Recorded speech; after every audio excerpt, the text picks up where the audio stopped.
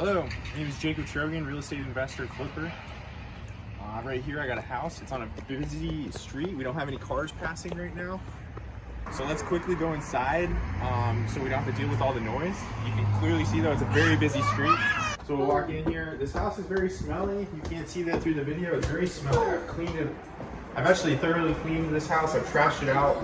Did a lot to trash it out. The lady who lived in here, her dog pooped everywhere, all over the house. Absolutely disgusting. It just reminds me time and time again why you get these houses for a discount is how disgusting the people are who live in them. They can't sell these houses. It's very sad. She didn't have gas on in this property for over 2 years, so all of her pipes froze. So actually in the basement, you'll see all the pipes have burst. So the water's currently not functioning on this property. My ideal exit strategy, there's two options. I'm still waiting on this one, it's not sold. I've tried to do a lease option for somebody who would come in and fix this property themselves. Flooring, the tile. Look around it as I'm talking. That's ideally option number one because I can kind of get some cash flow, have more equity.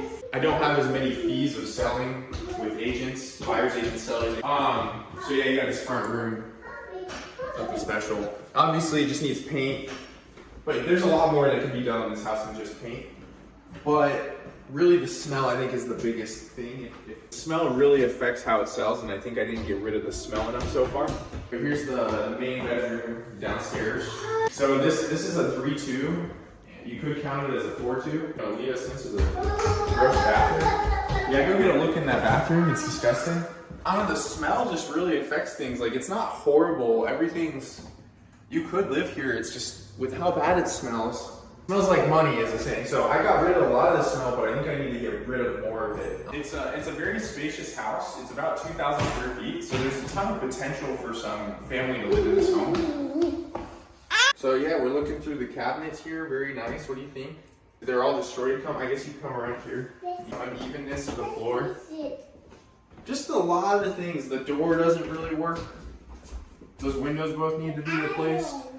I estimated originally this would be a $50K rehab. It's not that big, but there's a lot that needs to be done. Come outside, the deck, overgrown lawn. I have 4 properties I need to cut the lawn on right now. I'm not doing it. Cut the grass on. I'm not doing super great on that. This goes outside to the side, nothing special to see. Down here was pretty bad, so I've actually done a lot down here.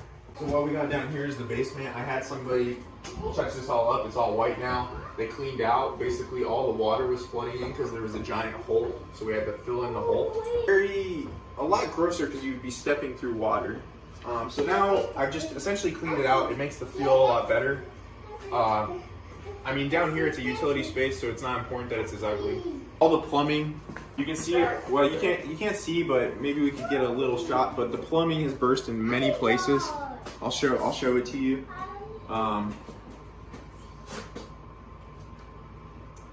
Yeah, basically make sure you have heat in your houses or else your plumbing will burst if you're anywhere in the Midwest or anywhere it gets cold. She hasn't had the gas turned on for 2 years, so a lot of home permits need to be built. I would just like to be out of the headache, but I'm open to, I guess, renting it out. I see some problems with that though. So ideally, I would prefer to just sell this property as is to an investor. I got it for 65, I think, with cleaning it out, and with some investors who are in this area, they'd be willing to pay around 100 for it. It's probably worth 180 fixed up. Let's talk numbers upstairs. So we'll go upstairs here. All the floors are in very bad condition. So you got another 2 bedrooms up here, plus these 2 small weird rooms. So it's a 3-2 properly with some extra space. You got an extra bathroom.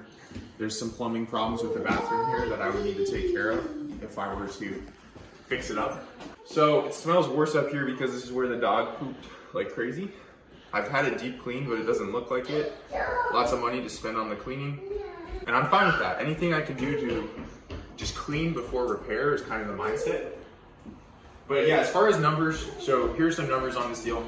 I bought it from a wholesaler. They knew me from networking events, and they knew that I bought in this area. I own a couple that are very close to this area, actually. I discounted the ARV, or the fixed up value of the property, because it's on a main street and also because it's next to an apartment building.